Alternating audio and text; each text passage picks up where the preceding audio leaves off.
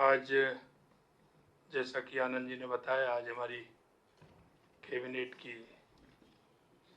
बैठक थी। कुछ महत्वपूर्ण निर्णय उसमें हुए हैं, आपकी जानकारी में मैं देता हूं। मित्रों,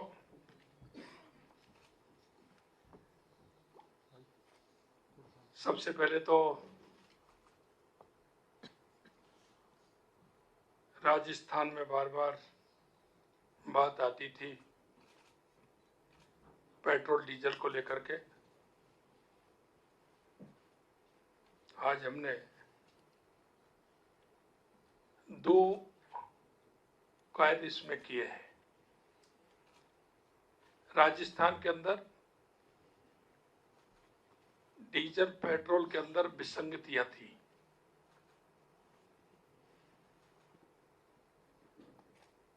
और विसंगतियां ये थी कि जयपुर जिला, उदयपुर जिला, जोधपुर जिला, बीकानेर, गंगानगर, इसमें रेट का बहुत बड़ा अंतर था।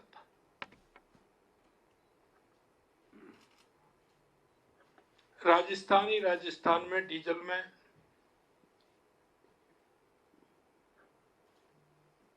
लगभग 5 रुपए 28 पैसे का अंतर था और पेट्रोल में लगभग इतना ही अंतर था। ये विसंगति थी, किसी ने इसकी ओर ध्यान नहीं दिया। हमने उस विसंगति को भी दूर किया है और बेट की दर में 2% हमने कमी की है।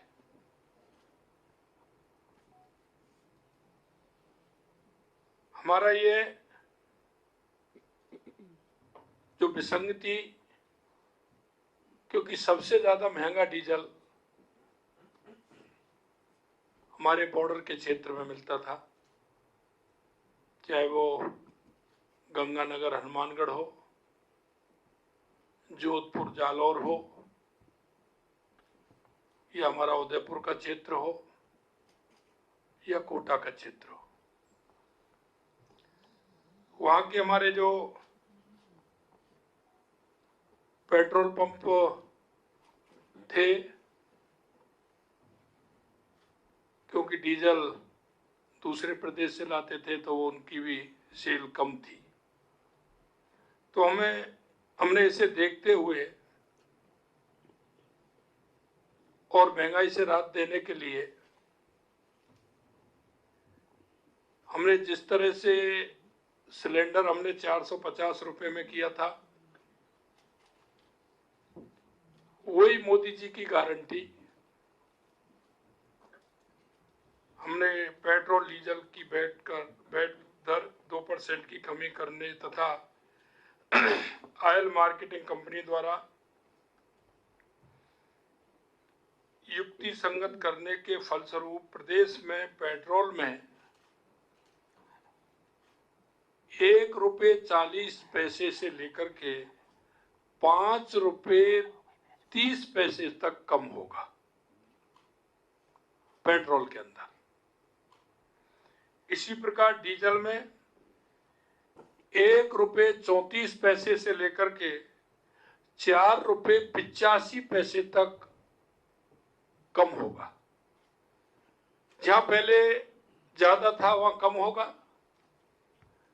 और उस विसंगतियों को भी दूर किया है और हमने डीजल पेट्रोल सस्ता भी किया है।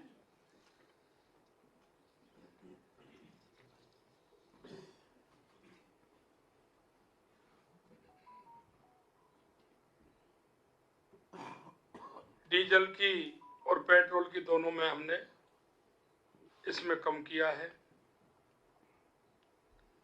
दूसरा मैं कहना चाहता हूं कि हमारी केंद्र सरकार के कर्मचारियों के अनुरूप हमने 4% महंगाई भत्ते की बढ़ोतरी की है।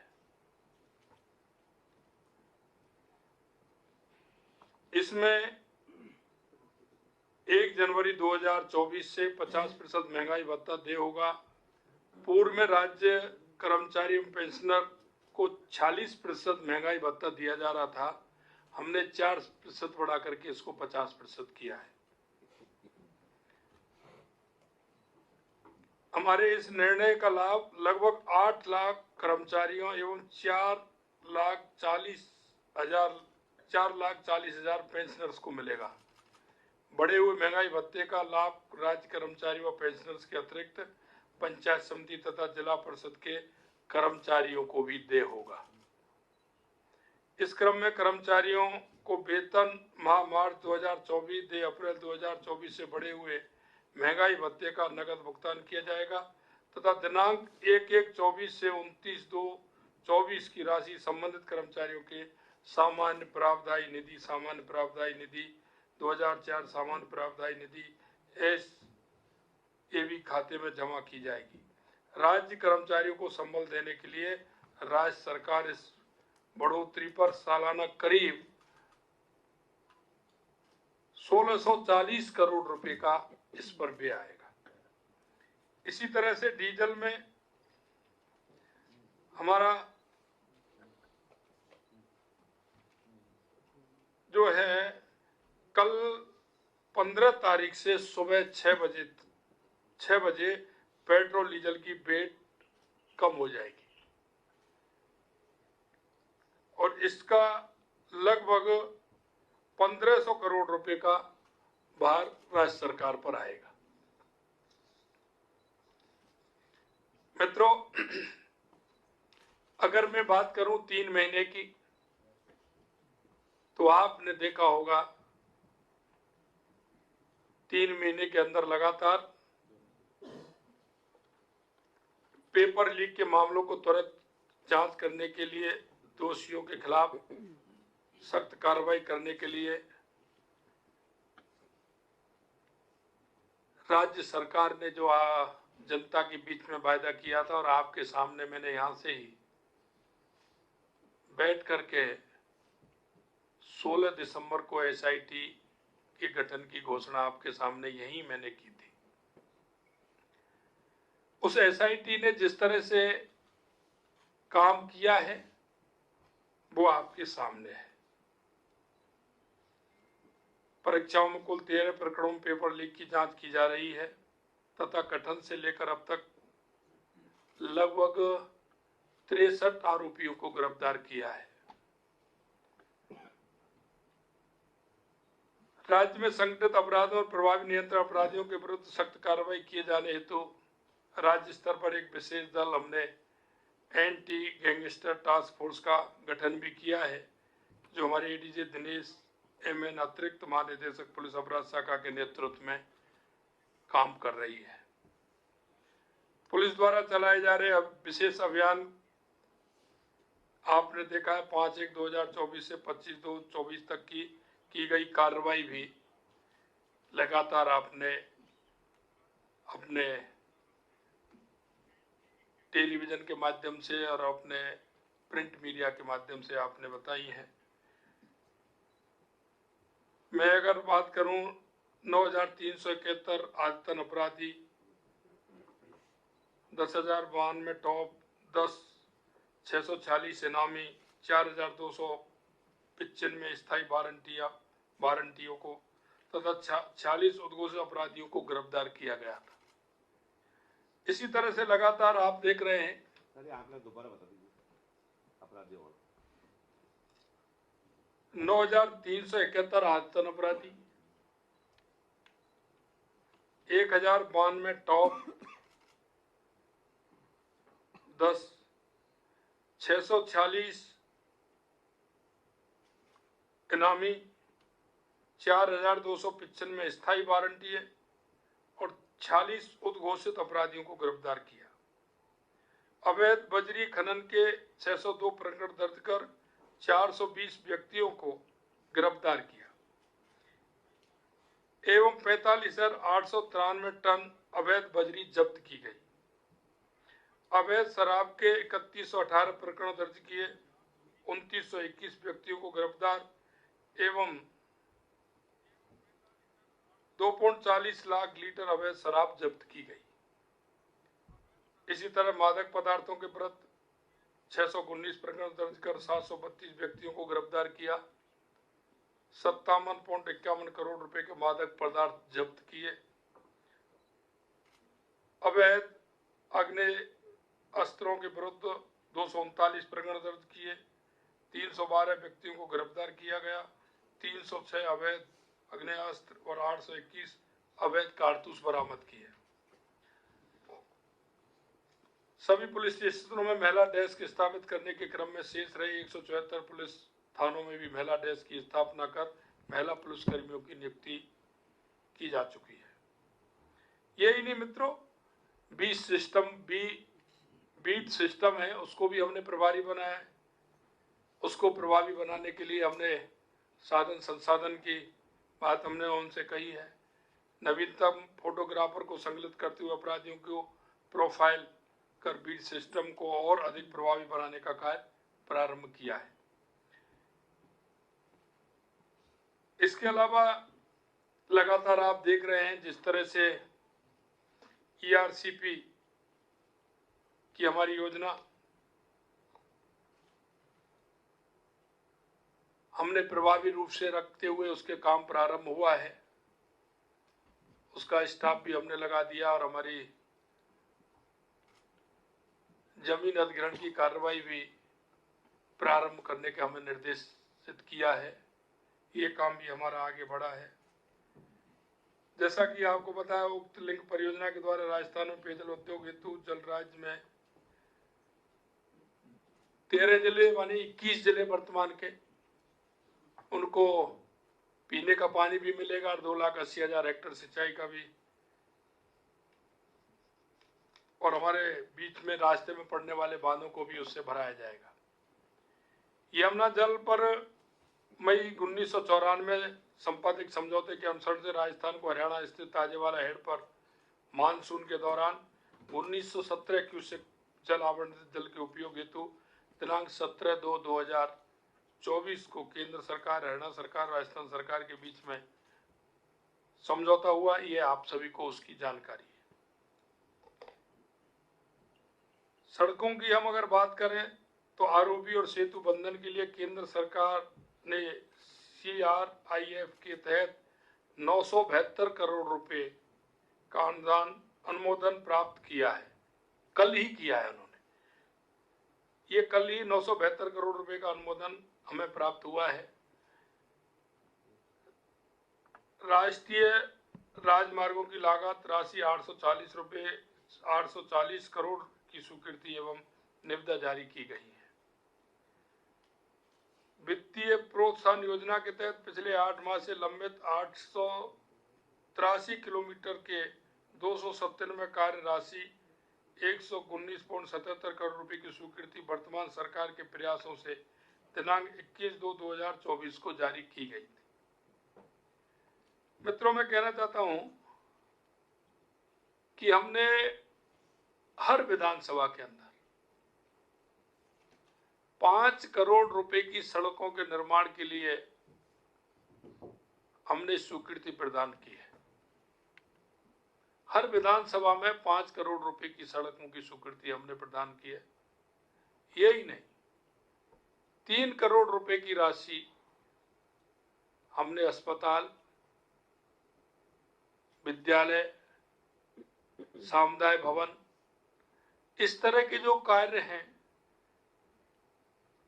पशु औषधालय, इसके लिए हमने 3 करोड़ रुपए, जहां जर्जर हैं, बना हुआ नहीं है, उसके लिए हर विधानसभा में हमने 3-3 करोड़ रुपए आवंटित किए। उनकी भी हमने स्वीकृति राशि की है। आप देख रहे हैं जिस तरह से बिजली के क्षेत्र में हमने 1,60,000 करोड़ का MOU किया है। उसके अलावा आज भी हमने 65,000 करोड़ रुपए का हमने बिजली के अंदर काम किया, यानी कि 2.25 लाख करोड़ रुपए का हमने काम किया है। इसका 3 साल बाद राजस्थान हम कह सकते हैं कि बिजली के क्षेत्र में सरप्लस होगा। हम बिजली खरीदने वाले नहीं, हम बिजली बेचने वाले हमारा राजस्थान होगा। हमारी बिजली की पूरी आपूर्ति भी होगी और हम किसी दूसरे प्रदेश को बिजली दे भी सकेंगे। हम बिजली के क्षेत्र में आत्मनिर्भर होंगे। आपने देखा होगा राज्य को विद्युत उत्पादन क्षेत्र मात्र बनाने एवं राजस्थान राज्य विद्युत उत्पादन निगम के तंत्र को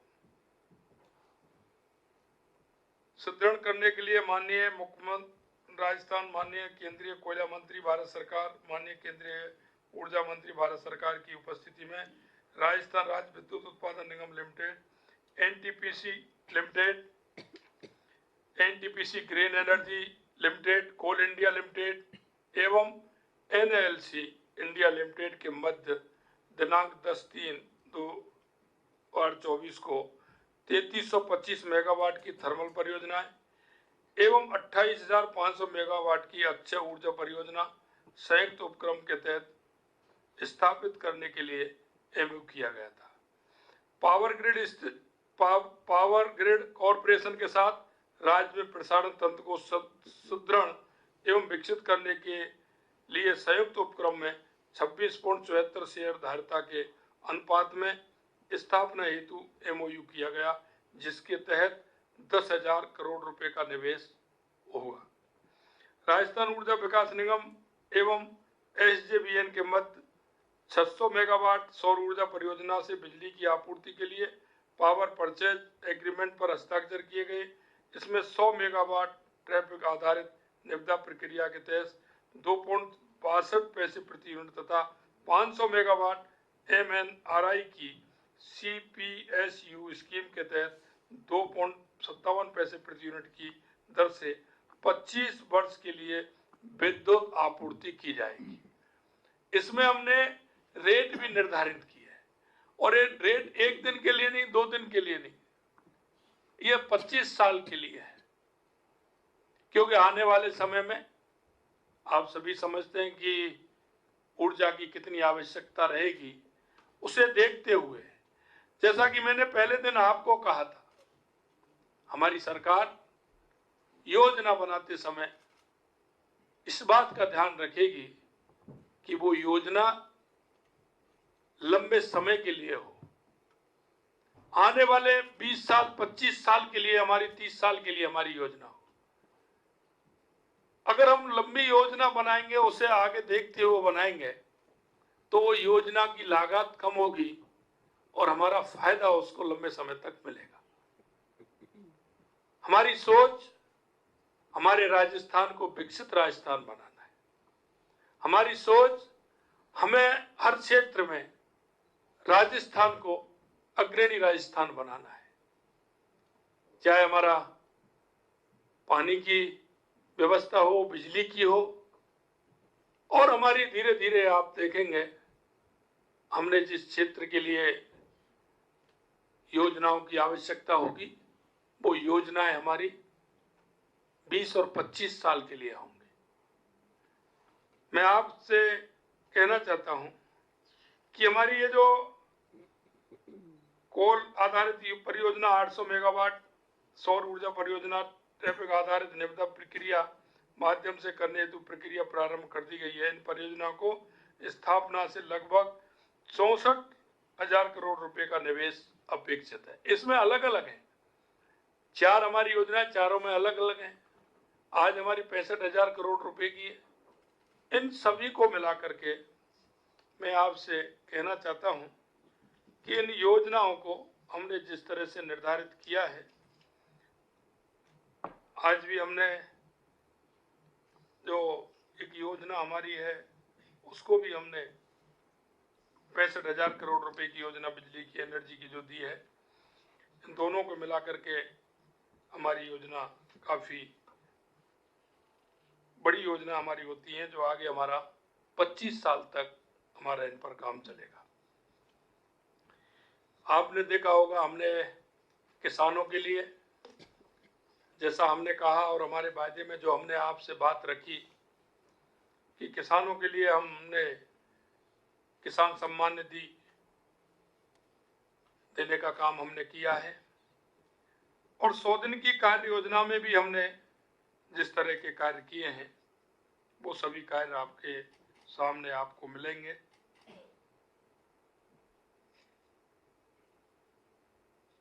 जैसा कि हमने कहा कि हम आंगनबाड़ी कार्यकर्ता, आशा सहयोगिनी, पंचायत के जनप्रतिनिधि, नगर निकाय के जनप्रतिनिधि, उनको 10% वेतन बढ़ाने का काम करेंगे, तो उनका वेतन भी हमने बढ़ाया है। किसानों को यही नहीं, सम्मान निधि के अलावा हमने गेहूं पर 125 रुपए MSP बढ़ाने का काम किया है। अगर मैं आपसे ये कहूं कि पिछली सरकार को अगर आप देखेंगे 3 महीने के कार्य को और हमारे 3 महीने का कार्य का आंकलन करेंगे तो आपको एक बहुत बड़ा अंतर उसमें मिलेगा। हम विश्वास इसी पर करते हैं कि देश के प्रधानमंत्री सम्मान्य नरेंद्र मोदी जी कहते हैं वो करते हैं। भारतीय जनता पार्टी जो कहती है वो करती है। हमने जनता के बीच में जो वायदे किए हैं हम उस एक एक वायदे को समय से पहले पूरा करेंगे। देश के यशस्वी प्रधानमंत्री नरेंद्र मोदी जी के नेतृत्व में जो जनता को विश्वास है कि मोदी जी जो कहते हैं वो करते हैं और करते हैं वो ही कहते हैं। हमारी ये डबल इंजन की सरकार राजस्थान के अंदर उन सभी वायदों को समय पर पूरा करेगी, ये हम आपको विश्वास दिलाते हैं। 3 महीने के कार्य बहुत हैं, आपको उसकी सूची निश्चित रूप से हमारे मीडिया विभाग से मिलेगी।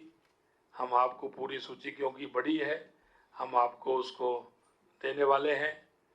और मैं आपसे इतना ही कहना चाहता हूं मित्रों, क्योंकि